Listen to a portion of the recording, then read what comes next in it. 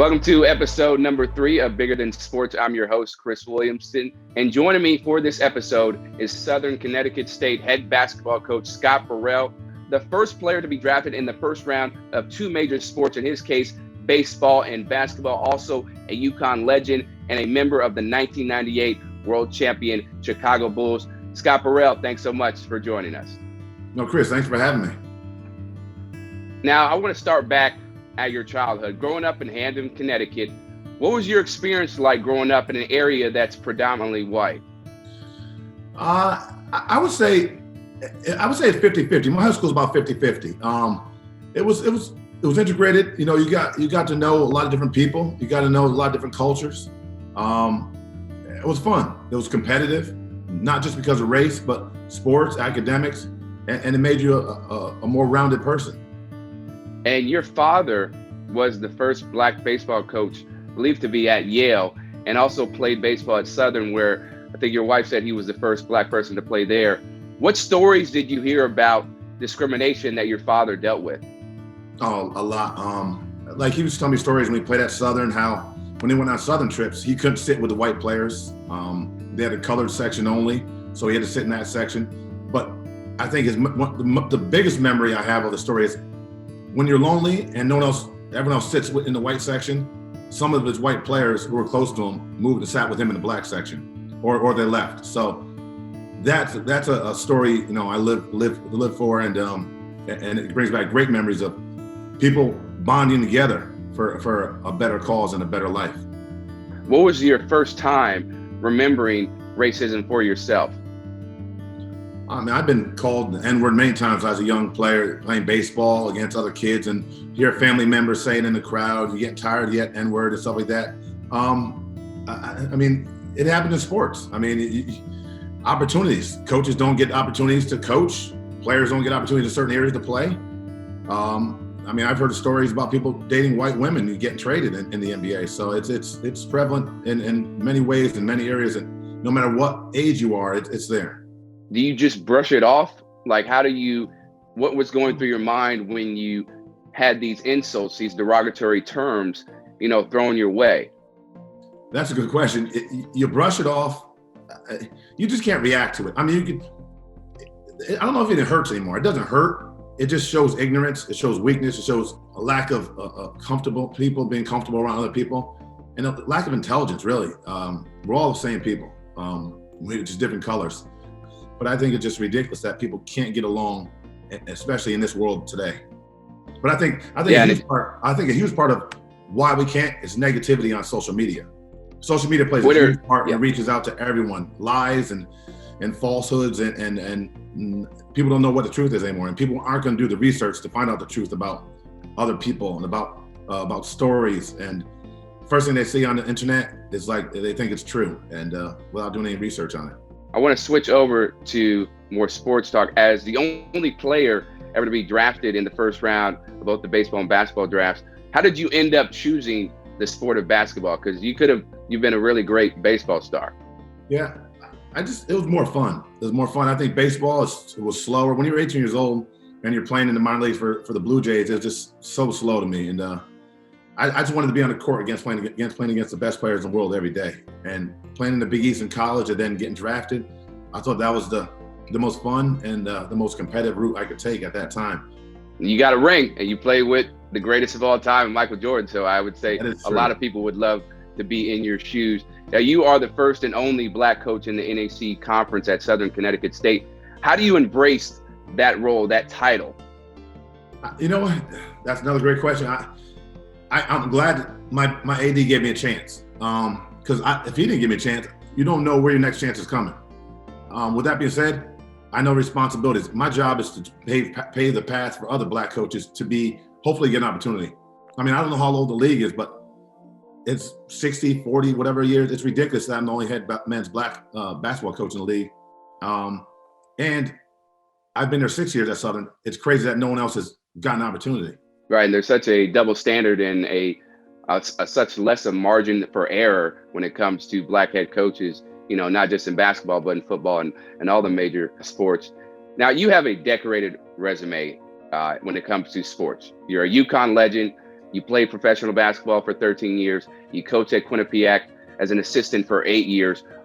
Why do you believe you haven't been given an opportunity to coach at the D1 level?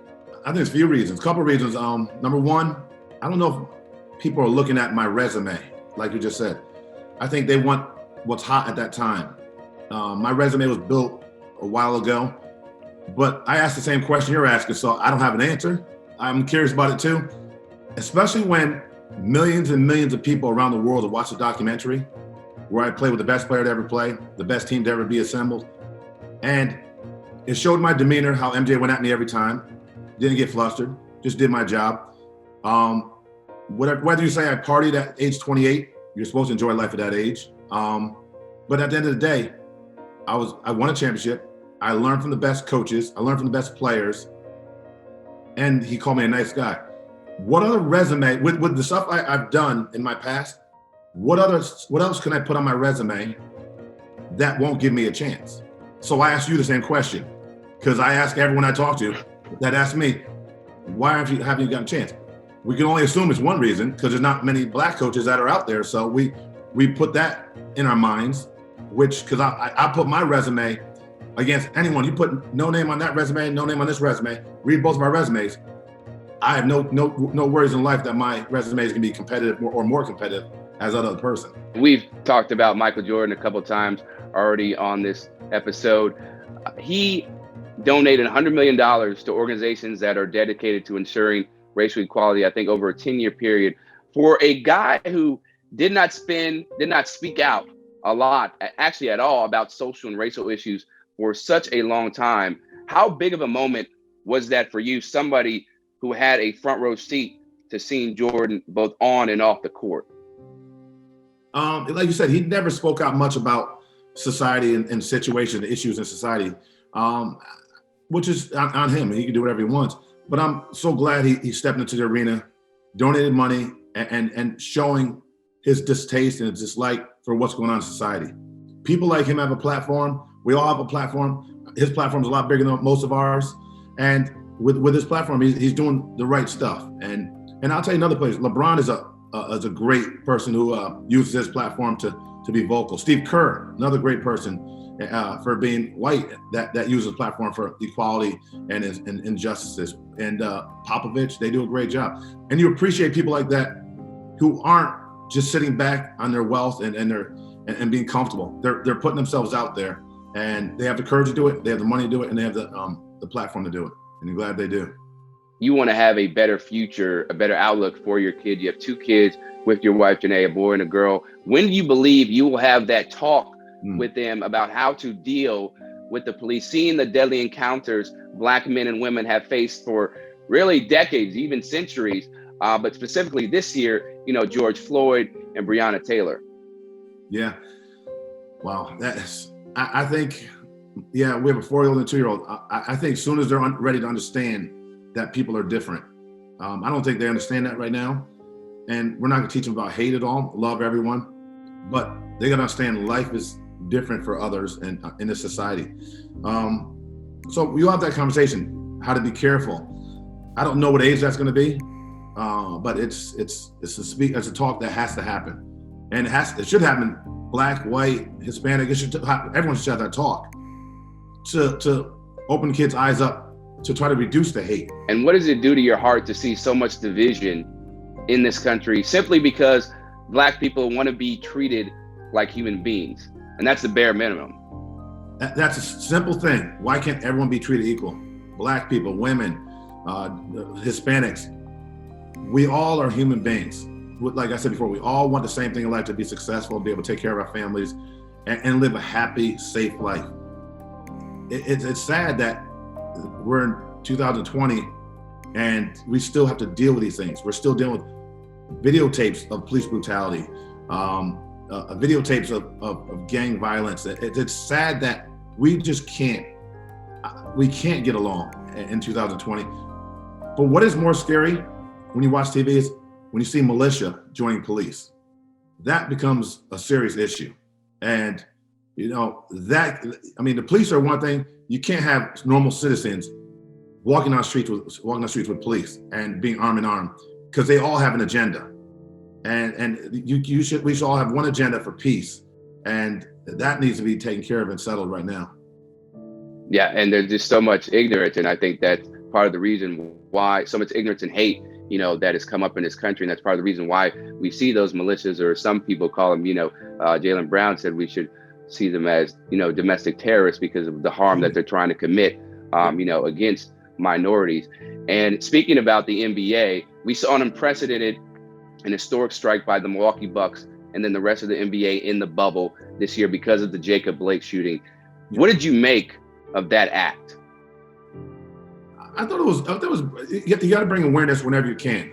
I think it's great awareness. They brought great awareness to the situation.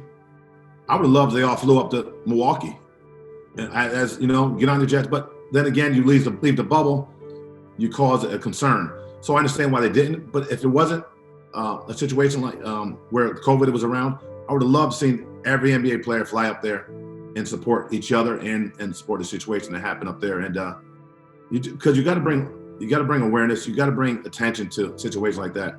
I mean, it was awful. I mean, we all saw it.